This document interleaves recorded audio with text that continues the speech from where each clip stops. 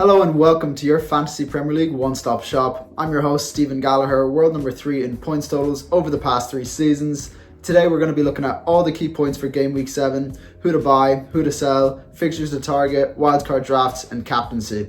Let's get straight into it, starting with some key points. And the first key point is that it is a long season. I think we all need to keep this in mind. We're only 6 game weeks in, and last season, by game week 7, I was ranked 4.4 millionth. I thought my season was over and I was hoping for a top 100k finish at best. And then I ended up finishing 1400th in the world. The difference right now between top 10k and top 4 million is only 100 points. Now that may sound like a lot, but over the rest of the season, that's only 3 points extra per game week to catch up on those 100 points. So the season is not over yet. No matter what you think, there is still a lot of football to be played. Next key point is injuries and suspensions. Bruno's 3-game ban after his red card against Spurs has been dismissed. He's now available to play after United successfully disputed the suspension, and he also got sent off against Porto in the Europa League, which means he's likely to play a lot more Premier League minutes over the next few weeks. Haaland is back after concerns of an ankle injury against Newcastle. He played 60 minutes and scored against Slovan Bratislava in the Champions League.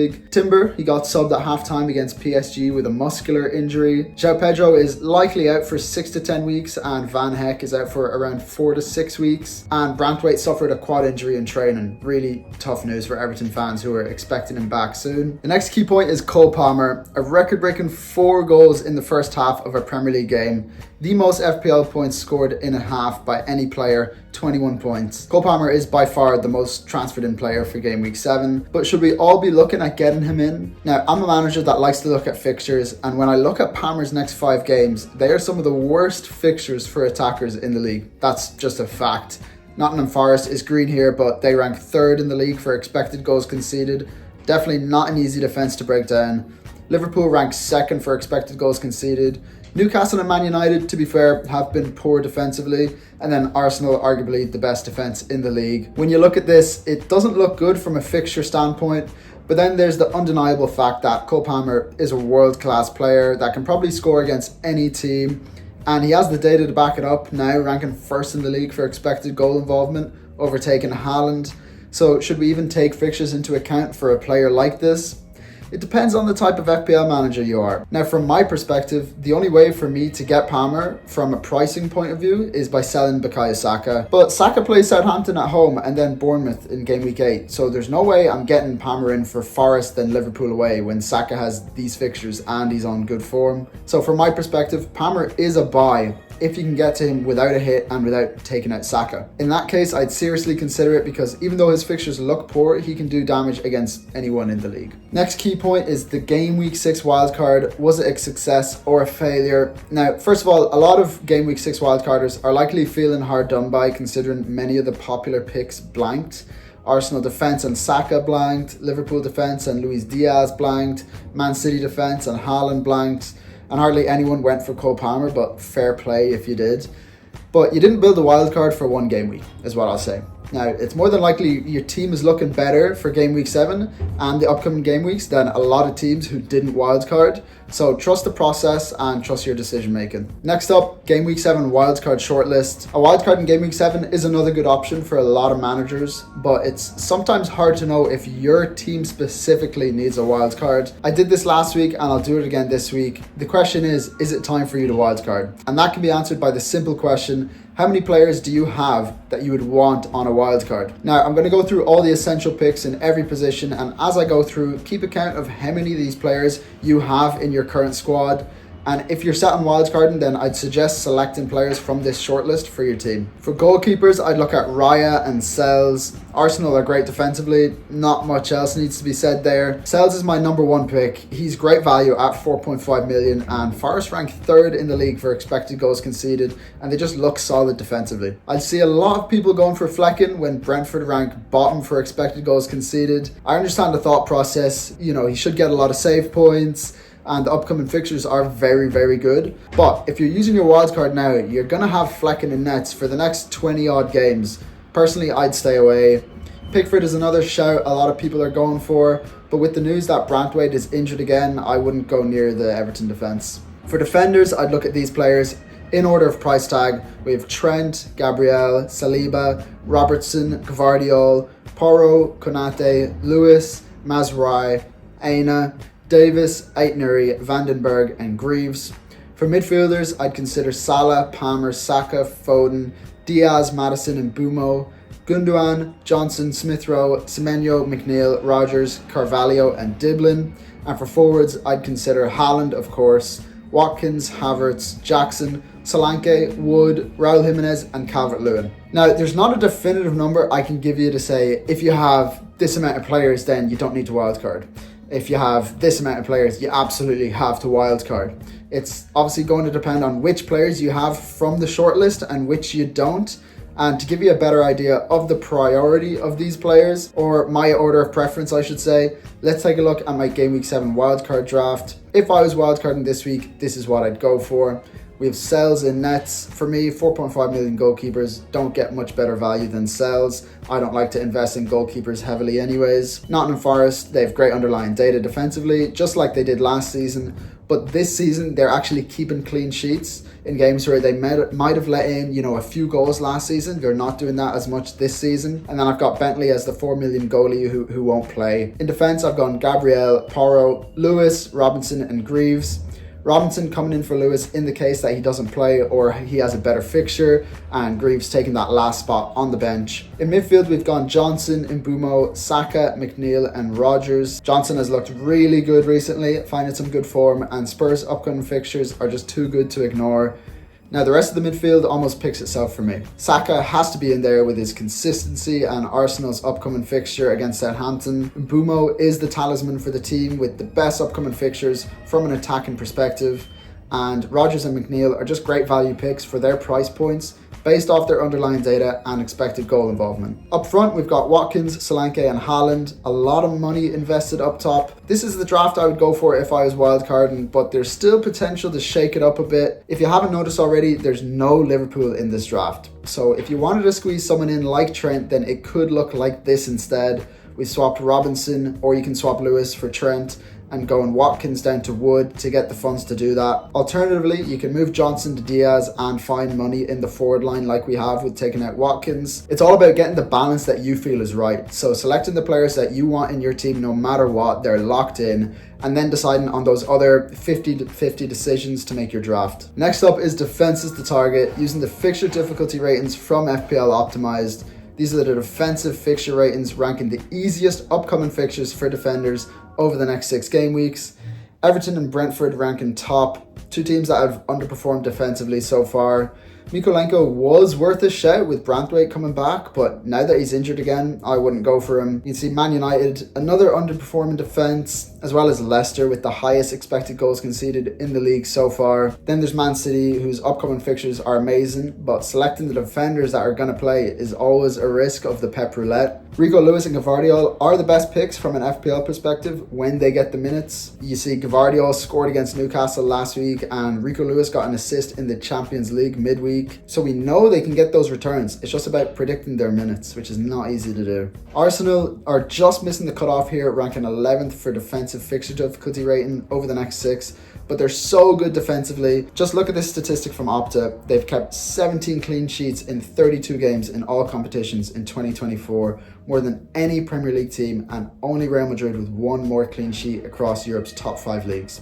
If you don't have an Arsenal defender, then look to get one in, or maybe even 2 of these guys, Raya, Gabriel and Saliba. One thing I wanted to show is that when we reduce the timeline to the next 5 game weeks, Spurs rank 4th here because they play Man City in game week 12, which brings them down. And Pedro Porro is a fantastic option over the next 5 game weeks, and one that I'm seriously considering for my own team. He's got 23 shots and key passes combined, the most of any defender in the game, and he ranks 4th for expected goal involvement for defenders. He's a great shout for the upcoming game weeks. Next up on attacks to target, top on the list is Everton again. I shouted out McNeil last week and he came with 2 goals and a 15-pointer. He's a great pick at his price point. Calvert-Lewin, another good option. I don't expect Everton attackers to get these massive hauls every week, but over this fixture run, you'd expect them to tick over with a few returns. Man City, like I said, some really good fixtures coming up. Erling Haaland had his first blank of the season against Newcastle, but I fully expect him to come back with a bang against Fulham. Now, Foden and Gundogan both started and scored in the Champions League midweek against Slovan Bratislava,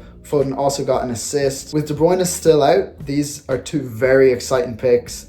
Obviously, it's hard to say who plays when and where, but when they do play, I fully expect one of these guys to return. Especially Foden, we know how good he is.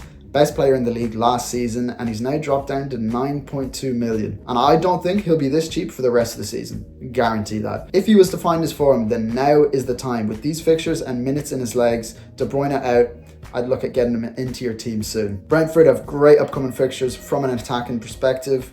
Bumo is the main man for them, and I can imagine everyone who is wildcarding will want him in their team. Other than that, Carvalho is an interesting differential at his price, and I've heard good things from Brentford fans regarding his performances, and at that price point, it's not too big a gamble at all. Arsenal's next two fixtures are great from an attacking perspective, and after that, the fixtures get quite difficult, but you'd expect Arsenal to score in basically every game that they play in. Saka and Havertz, I would say, are the main men to consider from an FPL perspective. If we do the same thing as we did with the defences to target and change the range to the next 5 game weeks, then Spurs rank 5th. Last week I had them in this list, but now Son is gone and Johnson has replaced him. The more I watch Spurs, the more I realise that Son is not worth that 10 million price tag in this Ange system. That's not saying I don't think he'll return. I just think that at 10 million, there's other options in the team like Johnson and Maddison that can get the same amount of points. For that reason, I prefer Johnson to save you almost 4 million, and Maddison, another great pick for the upcoming game weeks. He's kind of pulling the strings for that Spurs attack and seems heavily involved in basically everything that they do going forward. And then there's Solanke. I think at his price, we know Spurs like to attack and score a lot of goals. If he can continue to get on the end of the chances, then he's another great pick. On to the stats review. I'm going to do a run through of all the best performing players in every position from a statistical viewpoint. We've only had 6 game weeks worth of data, which is worth noting, but as we get more data and more minutes played, this will become more of a useful analysis. For defenders, we're looking at expected goals conceded against non-penalty expected goal involvement. We're looking for players in the top right, as they not only play for teams that concede the least chances, but they are also creating a lot of chances themselves. Trent is the clear winner here, and his teammate Robertson joining him in the top right of the plot. Aït-Nouri shows up well here, and as does Pedro Porro. Now Milenkovic from Forest shows up because he had one big chance in front of goal, which significantly skews his data.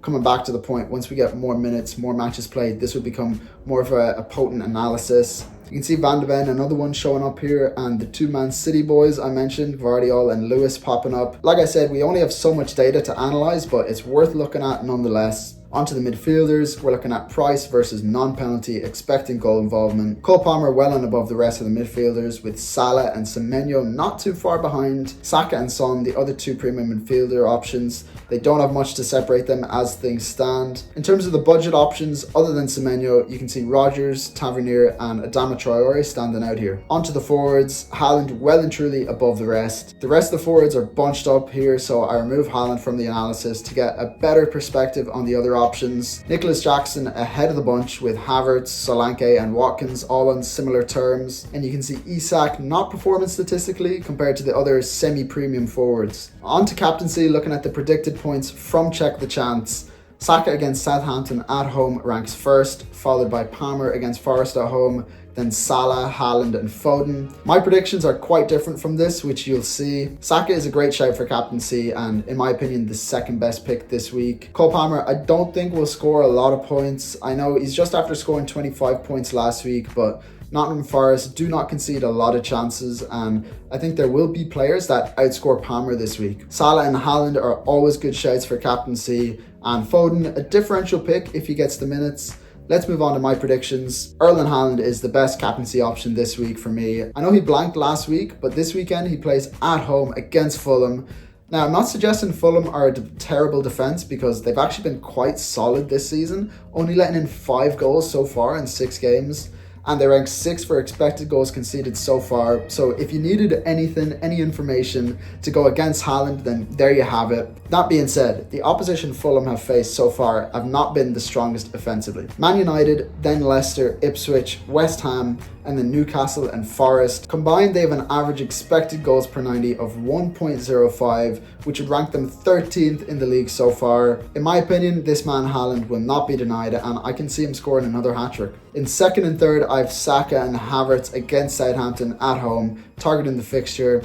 A big part of me wanted to captain Saka because this is such a good fixture to attack, but I'm happy just having him in my squad this week. And if I had Havertz, I'd also be very happy to have him in. In fourth, I have Palmer against Nottingham Forest. I know they're a solid defence this season, but coming off a game like that, Palmer is in great form and I think he's hard to look past here. And finally, in fifth, I have Salah against Crystal Palace away. Palace have been shaky at best, and with Salah in great form, I can see him causing trouble. On to my Game Week 6 review. It was a roller coaster of emotions for me. Started off incredibly with Haaland blanking after I went against him and captained Saka instead. Then Mbeumo scores in the first minute after I just transferred him in for Son, and then it starts to go to shit. Palmer scores 4 goals in the first half while I watch Saka not get anything for 90 minutes against Leicester. Until the 94th minute, he gets an assist, so he's on 16 points with captaincy. But then the assist gets taken away and made an own goal, rightfully so. So he's on 10 points with 3 bonus points. And then those 3 bonus gets taken away and we end up on 6 points from Saka captain. Then Jota gets 2 assists and I'm buzzing again because I was going to transfer him out for Mbeumo, but took out Son instead, who was reported injured. And then Rodgers scores, who I benched for Chris Wood. But all is well because Watkins gets a goal and an assist, and Semenyo saves the day with a goal against Southampton. The game week ends with the smallest of green arrows, up 20,000 places, and still sitting around 500k. On to my game week 7 plans. This is how we're lined up currently. As you can see, the problems are coming from my defence. I don't want to play Robinson against Man City, and my captain is Haaland currently. My plan is to transfer out one of Konsa or Barco to Porro. I'm leaning towards transferring out Barco, but then that leaves me with less money in the bank to upgrade Jota to Foden. And if I transfer Konsa out, then I have to play Robinson this week. The thing is, I don't see many games where I should play Konsa in the upcoming game weeks. And my current plan is to wildcard in game week 12, so I'm just going to figure that out.